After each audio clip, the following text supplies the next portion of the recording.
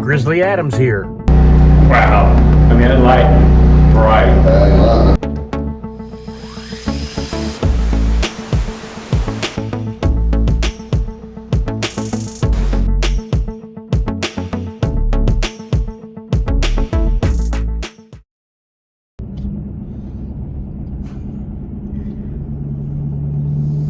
It is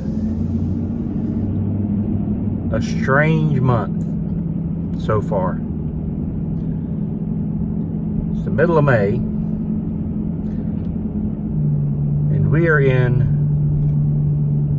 Florida. In case I think some of you have asked and I've told you, but we're in Florida. But it's the middle of May, and we don't have this kind of nice weather.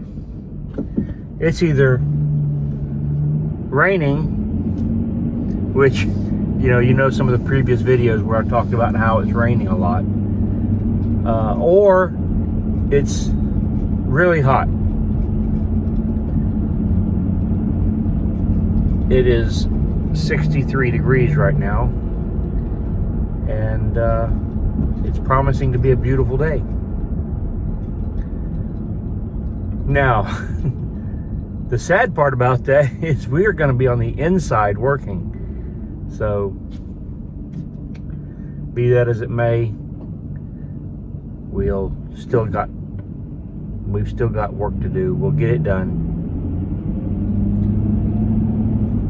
But we are off today to install the rest of the framing around the brick walls, so that we'll have room for our insulation and electrical, plumbing, that we can put a vapor barrier in,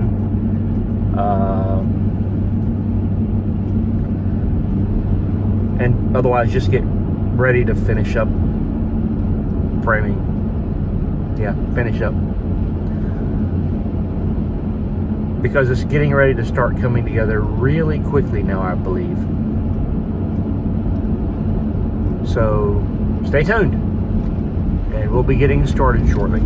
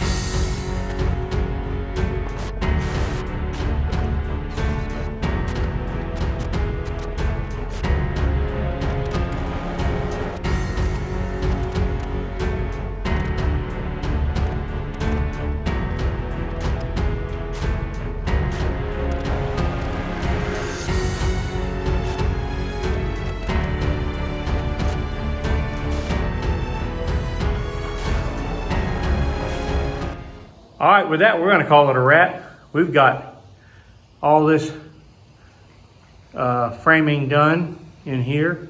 Hey, you want to put this bell box in there? And we've got everything is overlaid with our vapor barrier. We didn't need vapor barrier on this wall because this is all interior. On the other side of that is the master bedroom and utility area. And then down through the kitchen, we're going to walk through the wall into one of the bedrooms. The bedrooms aren't terribly large, but they're not small. This is, I want to say, 10 by 11. This one is the smallest one. I want to say it's 9 by 11.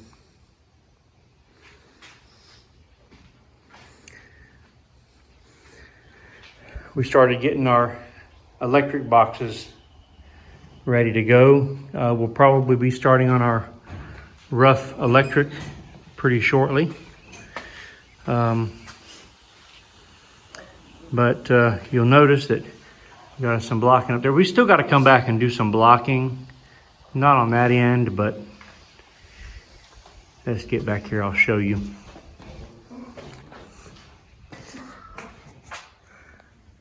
Above the top of this wall, where our ceiling drywall attaches, there's nothing for the drywall to attach.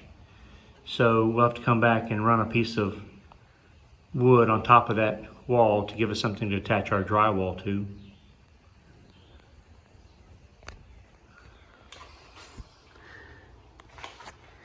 And of course the same thing up here, all along that top.